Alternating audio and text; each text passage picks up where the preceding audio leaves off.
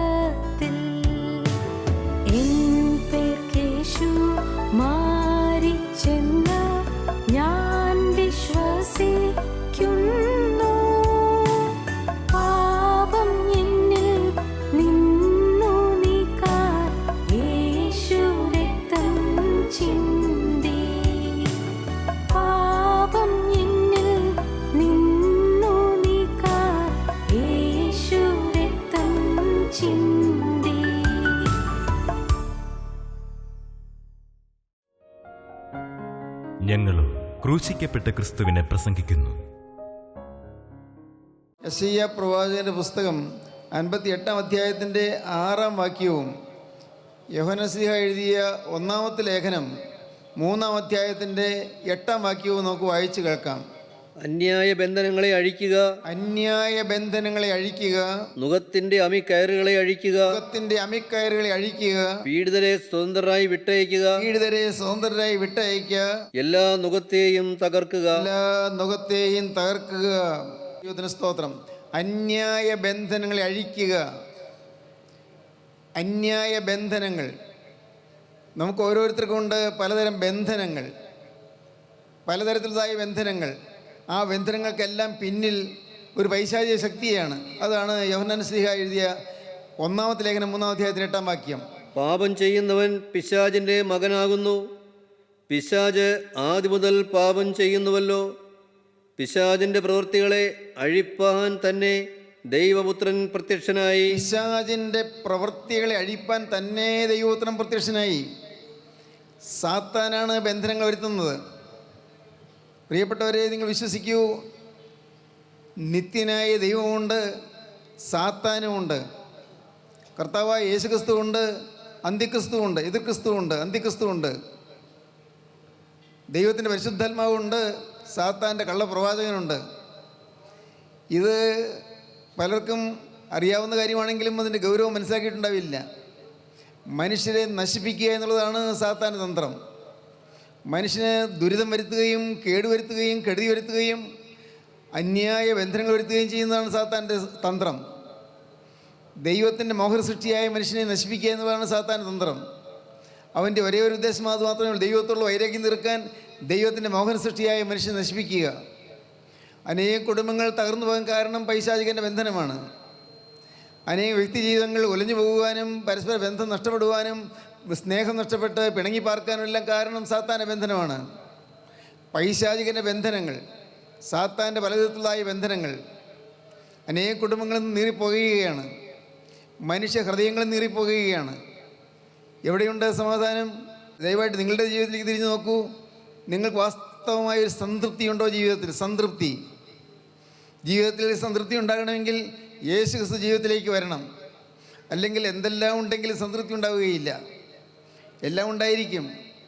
ധനമുണ്ടായിരിക്കും, ജോലി ഉണ്ടായിരിക്കും, വരുമാനം ഉണ്ടായിരിക്കും, ആരോഗ്യം ഉണ്ടായിരിക്കും, നല്ല വീടുണ്ടായിരിക്കും, ചുറ്റുപാടുണ്ടായിരിക്കും, എല്ലാം ഉണ്ടായിരിക്കും. പക്ഷേ സമാധാനം മാത്രം ഉണ്ടായിരിക്കുകയില്ല. സമാധാനത്തെ കെടുത്തുന്ന ഒരു ഭീകരനാണ് ഈ പൈശാചികൻ, സാത്താൻ. സമാധാനത്തെ കെടുത്തുക. കർത്താവ് പറഞ്ഞു, അവൻ അറുപ്പാനും മുടിപ്പാനും മോഷ്ടിപ്പാനും വന്നവനാണെന്ന്. യോഹന്നാൻ സുവിശേഷം 10-ാം അധ്യായത്തിലാണ് അങ്ങനെ പറഞ്ഞത്. അറുപ്പാനും മുടിപ്പാനും മോഷ്ടിപ്പാനും അത്രേ ശത്രുവായ സാത്താൻ വരുന്നത്. അറുത്ത് കളയുക, മുടിച്ച് കളയുക, എല്ലാം മോഷ്ടിച്ചുകൊണ്ട് പോകുക. ഇതാണ് സാത്താൻ്റെ തന്ത്രം. അനേക കുടുംബങ്ങളും തകർന്നു കിടക്കുകയാണ്. മാതാപിതാക്കളും മക്കളും തമ്മിലുള്ളതായ സ്നേഹവും ഐക്യവും നഷ്ടപ്പെട്ടു പോയിരിക്കുകയാണ്. അനേകം കുടുംബങ്ങളിൽ ഭാര്യാഭർത്താക്കന്മാർ പിണങ്ങി കഴിയുകയാണ്. ഒരു വീട്ടിൽ തന്നെയാണ് കഴിയുന്നത്, ഒരുപക്ഷെ മുറിയിൽ തന്നെയാണ് കിടക്കുന്നത്. പക്ഷേ സമാധാനമില്ല, ഐക്യമില്ല, ഒരു മനസ്സില്ല. എന്തെല്ലാമോ ചില പരിഭവങ്ങളും ചില പരിദേവനങ്ങളും ചില ഹൃദയത്തിലുള്ളതായ ഈർഷ്യകളും എല്ലാമായിട്ട് ഹൃദയം പൊതിഞ്ഞ് കഴിഞ്ഞു കൂടുകയാണ്. സ്വസ്ഥതയില്ല. അനേകം വ്യക്തികളുടെ ഹൃദയങ്ങൾ ഇന്ന് നീറിപ്പോകുകയാണെന്ന് ഞാൻ പറഞ്ഞല്ലോ. സത്യമല്ലേ? നിങ്ങൾ ചിന്തിച്ച് നോക്കൂ. നിങ്ങളുടെ ഹൃദയത്തിലും നീറ്റലുകളില്ലേ? നാം പക്ഷേ ഇല്ല എന്ന് പറഞ്ഞാലും വാസ്തവത്തിൽ നമ്മിലേക്ക് തന്നെ ചുഴിഞ്ഞു നോക്കിയാൽ കാണാം ചില അസംതൃപ്തികൾ നമ്മുടെ ഹൃദയത്തിൽ കുമിഞ്ഞു കൂടിയിരിക്കുന്നത്. അസംതൃപ്തികൾ, എന്തിനെല്ലാമോ ചില അസംതൃപ്തികൾ. തൃപ്തിയില്ല ജീവിതത്തിന്, ഒരു സന്തോഷമില്ല ജീവിതത്തിന്, ഒരു സമാധാനമില്ല ജീവിതത്തിന്. അല്ലേ? അങ്ങനെയല്ലേ പലരുടെയും ജീവിതം? ദൈവത്തിന് സ്തോത്രം. അന്യായ ബന്ധനങ്ങളെ അഴിക്കുക, എല്ലാ നുകത്തെയും തകർക്കുക, നുകത്തിൻ്റെ അമിക്കയറുകളെ അഴിക്കുക. കെട്ടിയിട്ടിരിക്കുകയാണ് മനുഷ്യനെ പിശാച്, സാത്താൻ കെട്ടിയിട്ടിരിക്കുകയാണ്. അന്യായ ബന്ധനങ്ങൾ, പിശാചിൻ്റെ പ്രവൃത്തിയിലൊക്കെ അഴിപ്പാൻ തന്നെ ദൈവപുത്രൻ പ്രത്യക്ഷനായി. പ്രിയപ്പെട്ടവരെ, പിശാചിൻ്റെ പ്രവൃത്തി നേരിട്ട് പക്ഷേ നാം കണ്ടുവന്ന് വരികയില്ല. ചിലരിൽ നേരിട്ട് കണ്ടുവന്ന് വരും. ഒരു കാരണവുമില്ലാതെ ചിലപ്പോൾ സുബോധമില്ലാതെയായി തീരുന്നു മനുഷ്യൻ. അത് പ്രകടമായപ്പോൾ ആ ഭ്രാന്ത് പോലെയൊന്നും ആയിരിക്കില്ല, എന്തോ ചില വികല്പങ്ങൾ പോലെയെല്ലാം വരുന്നു. ശരീരത്തിന് വലിയ അസുഖമൊന്നുമില്ല, പക്ഷേ മനസ്സിന് ഒരു തൃപ്തി കുറവോ ഏതോ ഒരു ആധിയോ ഒരു അന്താളിപ്പോ എല്ലാം മനസ്സിൽ വരുന്നു. എന്തോ ചില ഭയങ്ങൾ മനുഷ്യൻ്റെ മനസ്സിൽ കടന്നുകൂടുന്നു. പകല് പല കാര്യങ്ങളിൽ ഇടപെട്ട് കഴിഞ്ഞ് ഒരു സുബോധമില്ലാത്തതിനെ പോലെ കഴിഞ്ഞ് രാത്രി ഉറങ്ങാൻ കിടക്കുമ്പോൾ ഇതെല്ലാം ചില ദുസ്വപ്നങ്ങൾ കാണുന്നു. ആരോ എടുത്തു പിടിച്ച് മുകളിലേക്ക് എറിയുന്നു. മൂക്കും വായും പൊത്തിപ്പിടിച്ചുകൊണ്ട് ആരോ ശ്വാസം മുട്ടിക്കുന്നു. ഇതെല്ലാം മനസ്സിൽ വെച്ച് വിഷമിക്കുന്ന മനുഷ്യന് അവന് പിന്നെയും അപകടങ്ങൾ നേരിടുന്നു. അവൻ ചിലപ്പോൾ അവൻ പോലും അറിയാതെ അവൻ്റെ മുറിയുടെ വാതിൽ തുറന്ന് അവൻ പുറത്തു പോകുന്നു. അർദ്ധരാത്രി മുറിയുടെ വാതിൽ തുറന്ന് പുറത്തു പോയിട്ട് അവൻ എവിടെയെല്ലാമോ അവിടെ മുറ്റത്തോ മറ്റു പരിസരങ്ങളിലൊക്കെ സഞ്ചരിച്ചിട്ട് ആ രാത്രി ഒരു വെളിച്ചവുമില്ലാതെ അവൻ പോയിട്ട് അവൻ തിരികെ ഒരു കുഴപ്പമില്ലാതെ ആ മുറിയിലേക്ക് വന്ന് കയറുന്നു, വാതിലെടുത്ത് കുറ്റിയിടുന്നു. പക്ഷേ അവനതൊന്നും ഓർക്കുന്നില്ല. ഒരു മറവിയാണ് അവന് കാരണം. ഒരു തരത്തിലുള്ളതായ ഒരു മാനസിക വിഭ്രാന്തിയാണ് അതിന് കാരണം. ഒരു മാനസിക രോഗമാണ് അതിന് കാരണം. അതിൻ്റെ എല്ലാ കാരണക്കാരനാരാണ്? അതെല്ലാം സാത്താനാണ്. ഈ ദുസ്വപ്നം ഉണ്ടാക്കുന്നതും പിശാച് തന്നെ. ശാസ്ത്രജ്ഞന്മാരതിന് സ്വപ്നങ്ങളെക്കുറിച്ചെല്ലാം ചില വ്യാഖ്യാനങ്ങൾ പറയുമെങ്കിലും പക്ഷേ വാസ്തവത്തിൽ അതിൻ്റെ യഥാർത്ഥമായ രൂപം സാത്താനാണ്. ചില കുടുംബങ്ങളിൽ ഭാര്യയും ഭർത്താവും പരസ്പരമുള്ളതായ ഐക്യം നഷ്ടപ്പെട്ടു പോകുന്നു. ഭാര്യയെ ഭർത്താവിന് സംശയം. അപ്പോൾ വേറെ ആരോടോ സ്നേഹബന്ധമുണ്ടെന്നാണ് അദ്ദേഹത്തിൻ്റെ ധാരണ. ആരോടോ സ്നേഹബന്ധമുണ്ടെന്ന്. ഭർത്താവിൻ്റെ സംശയം ഭാര്യയ്ക്ക് ആരോടോ സ്നേഹമുണ്ടെന്ന്, ഭാര്യയ്ക്ക് സംശയം ഭർത്താവിന് ആരോടോ സ്നേഹബന്ധമുണ്ടെന്ന്. സംശയം, ഈ സംശയം അവളുടെ ഹൃദയത്തിൽ കൊണ്ടുവരുന്നത് ജാരശങ്ക എന്നാണ് വേദവസ്തം പറയുന്നത്. ജാരശങ്ക അതൊരു ജഡത്തിൻ്റെ പ്രവൃത്തിയാണ്. അത് ജഡത്തിന് ദൂഷ്യഫലമാണ്. മനുഷ്യനെ ജാരശങ്ക ഉളവാക്കുന്നു. വാസ്തവത്തിൽ അത് മനോരോഗമാണ്. അതേ സമയത്ത് അത് പൈശാചികൻ്റെ ഒരു ആക്രമണവുമാണ്. പൈശാചിക ആക്രമണത്തിന് സാത്താനെ വിച്ഛേദിച്ച് കളയുവാൻ തക്കവണ്ണം കർത്താവ് യേശു ക്രിസ്തുവോടെ വരണം. എന്നാൽ അതെല്ലാം മാറിപ്പോകും. ഈ രോഗനിശേഷം മാറും. എന്നാൽ അതുപോലെ പ്രാർത്ഥനയുടെ നിരതമായ വാസ്തവമായ അനുഭവം ഇല്ലാത്തവർ ഒരു ഡോക്ടറെ കാണുക, നിസ്സാരമായ മരുന്ന് മതി ആ രോഗം മാറാൻ. അത് മാനസിക രോഗമാണ്. പ്രിയപ്പെട്ടവരെ, ഇങ്ങനെ എന്തെല്ലാം പ്രശ്നങ്ങളാണ് മനുഷ്യ ജീവിതം കിടന്ന് ഉലയുന്നത്. അനേകരിന്ന് നെടുവീർപ്പെടുന്ന മക്കളെക്കുറിച്ചാണ്. മക്കൾ പലതരത്തിലുള്ളതായ അപകടങ്ങളിലേക്ക് മക്കൾ പോകുന്നു. നല്ലപോലെ പഠിച്ചിരുന്ന മോനാണ്, നല്ലപോലെ പഠിച്ചിരുന്നു. പക്ഷേ ഇപ്പോൾ മുറിക്കകത്ത് കയറി വാതിലടച്ചിരിക്കുകയാണ്. പഠിക്കുന്നില്ല, വായിക്കുന്നില്ല. വാതിൽ തുറക്കാൻ പറഞ്ഞാൽ ദേഷ്യം വരും. വാതിൽക്കൽ മുട്ടിയാൽ ദേഷ്യം വരും. അവൻ അകത്ത് എന്താണ് ചെയ്യുന്നത് അമ്മയ്ക്ക് അറിഞ്ഞുകൂടാ, അപ്പൻ അറിഞ്ഞുകൂടാ. എപ്പോഴോ വാതിൽ തുറന്നവൻ പുറത്ത് വരുമ്പോൾ, മോനെ നീ ആഹാരം കഴിച്ചില്ലല്ലോ, അവനെപ്പോഴും ദേഷ്യമാണ്. ഭക്ഷണം കഴിച്ചില്ല എന്ന് പറയുന്നതിന് ദേഷ്യമാണ്. ഭക്ഷണം കഴിക്കാൻ വരികയില്ല. ഏതോ ഒരു സ്വപ്നലോകത്ത് അവൻ കഴിയുകയാണ്. സ്വപ്നലോകത്ത് കഞ്ചാവാണോ ആർക്കറിയാം, മയക്കുമരുന്നാണോ ആർക്കറിയാം, ഏതെങ്കിലും വിഷവസ്തുക്കൾ ശരീരത്തിൽ ചെന്നതാണോ ആർക്കറിയാം. ഏതോ ചില അപായകരമായ കാര്യങ്ങളിലും കുടുക്കിയിരിക്കുകയാണ് പിശാച്. അനേകം യുവാക്കന്മാർ യുവതികൾ നശിച്ചുകൊണ്ടിരിക്കുന്നു.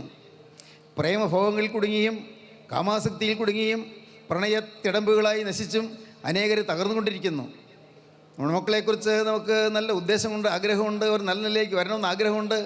പക്ഷേ പലരും വഴിതെറ്റി പോകുന്നു, തെറ്റായ വഴിയിലൂടെ സഞ്ചരിക്കുന്നു. ഏതെല്ലാം കുഴപ്പങ്ങളിലാണ് ചെന്ന് ചാടുന്നത്.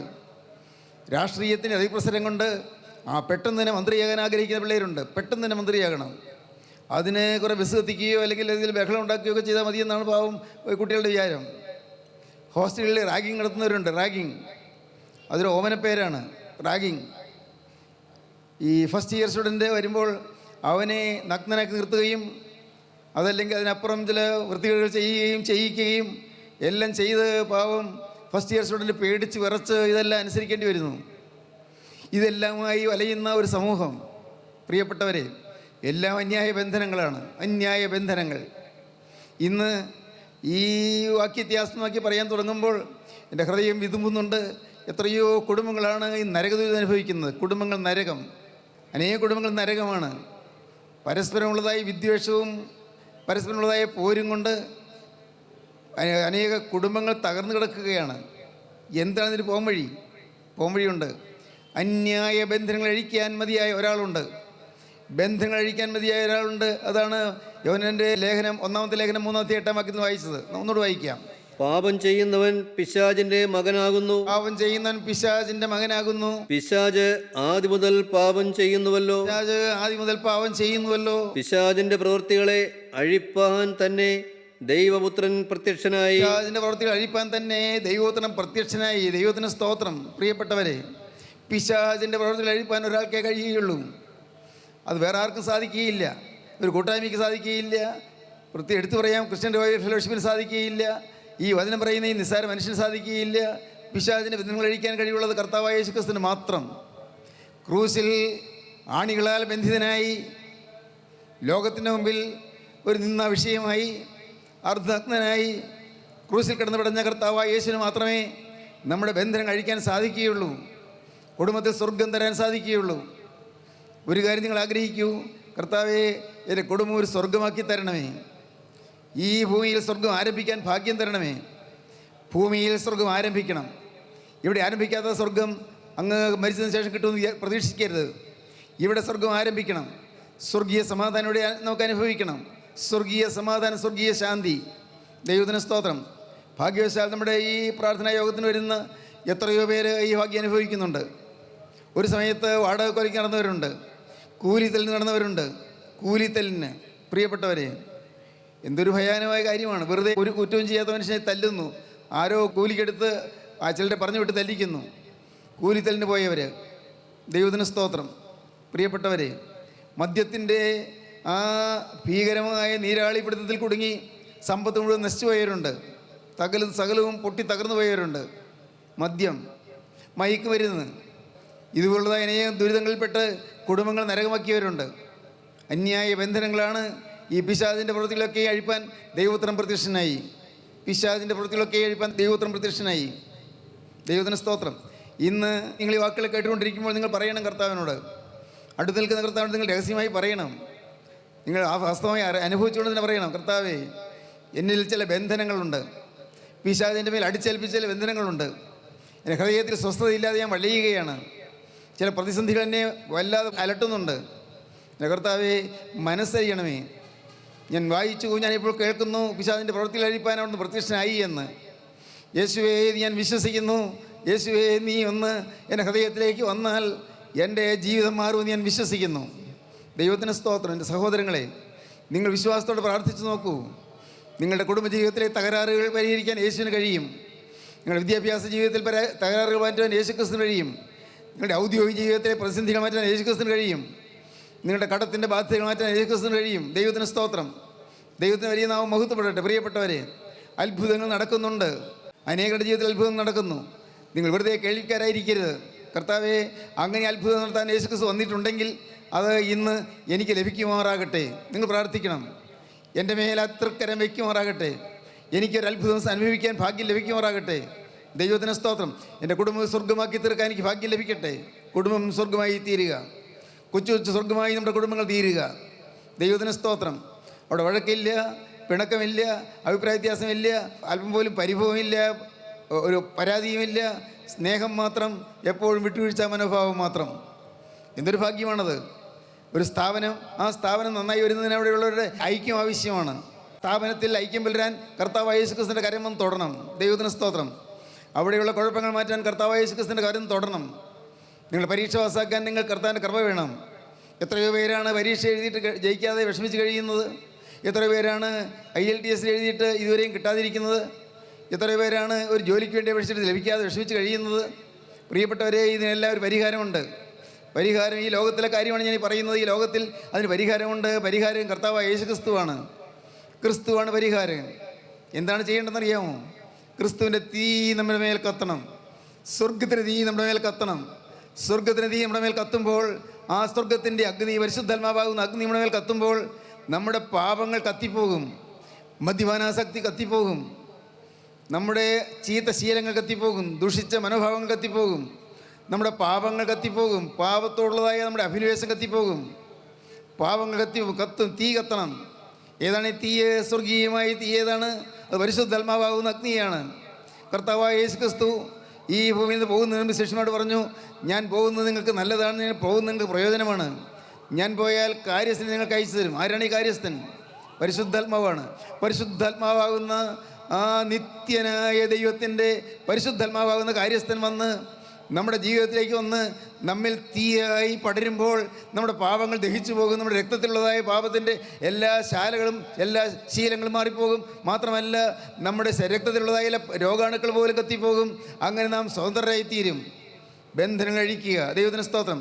നമുക്ക് ഒരുമിച്ചൊന്ന് പാടാം. തീ കത്തിക്കുക, എന്നിൽ തീ കത്തിക്കുക. അർത്ഥം അറിഞ്ഞുകൊണ്ട് പാടുക.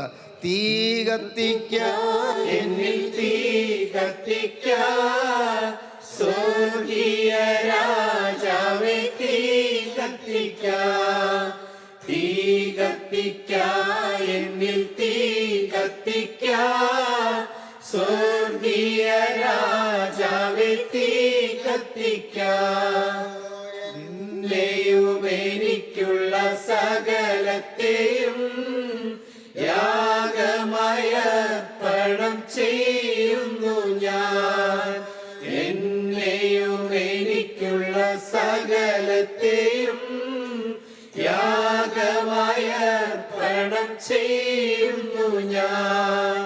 തീ കത്തിക്ക, എന്നിൽ തീ കത്തിക്ക, സ്വർഗീയ രാജാവേ തീ കത്തിക്ക, തീ കത്തിക്ക, എന്നിൽ തീ കത്തിക്ക, സ്വർഗീയ രാജാവേ തീ കത്തിക്ക.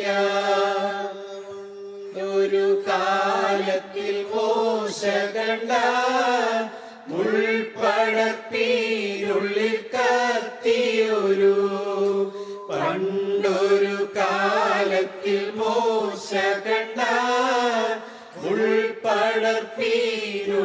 കത്തിയൊരു, തീ കത്തിക്ക, എന്നിൽ തീ കത്തിക്ക, സ്വർഗീയ രാജാവേ തീ കത്തിക്ക. ഹൃദയം വാഞ്ചിക്കണം ഈ തീ എന്നിൽ കത്തണമെന്ന്. പരിശുദ്ധാത്മാവിന്റെ തീ എൻ്റെ മേലിൽ നിന്ന് ഇറങ്ങണമെന്ന്. പരിശുദ്ധാത്മാവിന്റെ തീ എൻ്റെ സിരകളിലൂടെ ഒഴുകണമെന്ന്. പരിശുദ്ധാത്മാവിൻ്റെ അഗ്നി എന്നെ സ്പർശിക്കണമെന്ന്. പരിശുദ്ധാത്മാവിൻ്റെ അഗ്നിയാൽ ഞാൻ ശുദ്ധീകരിക്കപ്പെടണമെന്ന്. പരിശുദ്ധാത്മാവിൻ്റെ അഗ്നിയാൽ ഞാനൊരു മാനസാന്തരത്തിലേക്ക് വരണമെന്ന്. പരിശുദ്ധാത്മാവിൻ്റെ അഗ്നിയാൽ എൻ്റെ സ്വഭാവം മാറിക്കിട്ടണമെന്ന്. പരിശുദ്ധാത്മാവിൻ്റെ അഗ്നിയാൽ എൻ്റെ സ്വഭാവം മാറുക മാത്രമല്ല, എൻ്റെ കുടുംബം ഒരു സ്വർഗമായി തീരുന്ന മഹാഭാഗ്യം എനിക്ക് ലഭിക്കണമെന്ന്. ഇത് ആഗ്രഹിച്ചുകൊണ്ടാണ് ഞാൻ പ്രാർത്ഥിക്കുന്നത്, പാടുന്നത്. സ്നേഹിതരെ, നിങ്ങൾ യേശുവിനെ കണ്ടുവോ? യേശു നിങ്ങളുടെ അരികത്ത് നിൽക്കുന്നത് നിങ്ങൾ കണ്ടുവോ? ഇത് നിങ്ങളോട് വാദിക്കുന്ന ക്രിസ്തുവിനെ നിങ്ങൾ കണ്ടുവോ? അരികത്ത് നിൽക്കുന്ന ക്രിസ്തുവിനോട് നിങ്ങളുടെ ഹൃദയം തുറന്ന് പറയുമോ? കർത്താവേ, ബന്ധനങ്ങൾ അഴിക്കണമേ. യേശുവേ, എൻ്റെ ആന്തരിക ബന്ധനങ്ങൾ അഴിക്കണമേ. എൻ്റെ യേശുവേ, എൻ്റെ മേൽ തൃക്കരം വെക്കണമേ. നിൻ്റെ അത്തിരക്തത്തിൻ്റെ ഒരു തുള്ളി ഇപ്പോൾ എൻ്റെ നെറ്റിയിലൊന്ന് തൊടിയിക്കണമേ. കർത്താവേ, യേശു ക്രിസ്തുവിൻ്റെ രക്തം സകല പാപവും ഒക്കെ ശുദ്ധീകരിക്കുന്നു. നിങ്ങൾ വിശ്വസിക്കൂ. ഇതുവരെ ഒന്നുപോയ സകല പാപങ്ങൾ മാറ്റിത്തരും. വന്നുപോയ സകല ബന്ധങ്ങൾ അഴിച്ചു തരും. വന്നുപോയ സകല ബാധകൾ നീക്കിത്തരും. സകല പാവവും ക്ഷമിച്ചു തരും. എല്ലാം മാറ്റും. കഴിഞ്ഞതെല്ലാം ക്ഷമിക്കും.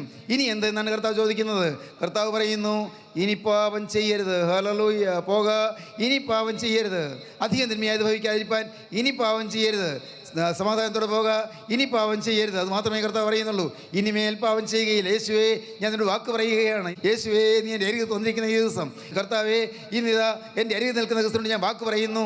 യേശുവേ, എൻ്റെ ജീവിതം ഞാൻ നിനക്ക് തരുന്നു. കർത്താവേ, എൻ്റെ ഭാവിയെ നീ ഏൽപ്പിക്കുന്നു. കർത്താവേ, മരണത്തോളം പൂർണ്ണ വിശ്വസ്തയോടെ പൂർണ്ണ വിശുദ്ധിയോടെ ഞാൻ നിൽക്കുമെന്ന് ഞാൻ നിന്നോട് വാക്ക് പറയുന്നു. കർത്താവേ, നീ എന്നോട് മനസ്സലിയണമേ, എന്നെ തൊടണമേ. നിങ്ങൾ പ്രാർത്ഥിക്കൂ. പ്രിയപ്പെട്ടവരെ, നിങ്ങൾ പ്രാർത്ഥിക്കൂ. ബന്ധനങ്ങൾ അഴിയട്ടെ, ശാപങ്ങൾ മാറട്ടെ, കെട്ടുകൾ പൊട്ടിപ്പോകട്ടെ, സാത്താൻ്റെ കോട്ടകൾ തകരട്ടെ, പൈശാചിബന്ധനങ്ങൾ അഴിയട്ടെ.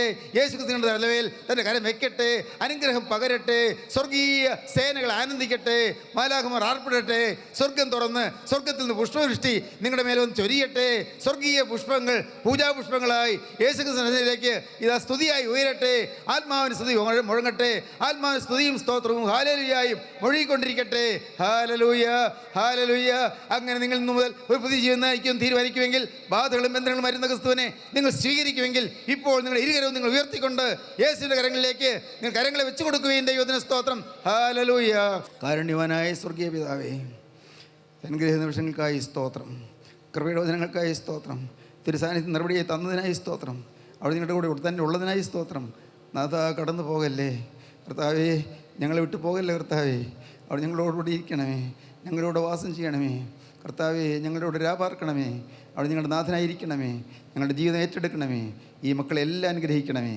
കരം ഉയർത്തി നിൻ്റെ കരങ്ങളിലേക്ക് ജീവിതം വെച്ച് തന്ന എല്ലാവരെയും അവിടുന്ന് പ്രത്യേകം അവിടുത്തെ ജീവനപുസ്തകം എഴുതി അനുഗ്രഹിക്കണമെന്ന് പ്രാർത്ഥിക്കുന്നു. എല്ലാ നന്മകളാൽ നിറയ്ക്കണമേ.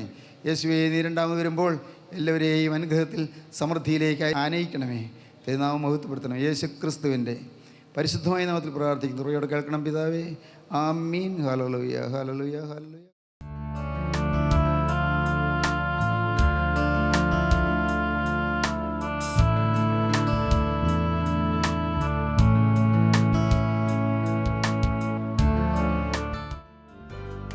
അമൃതധാര എല്ലാ ശനിയാഴ്ചയും രാവിലെ 6:30 മുതൽ 7 മണി വരെ നിങ്ങളുടെ സൂര്യ ടിവിയിൽ.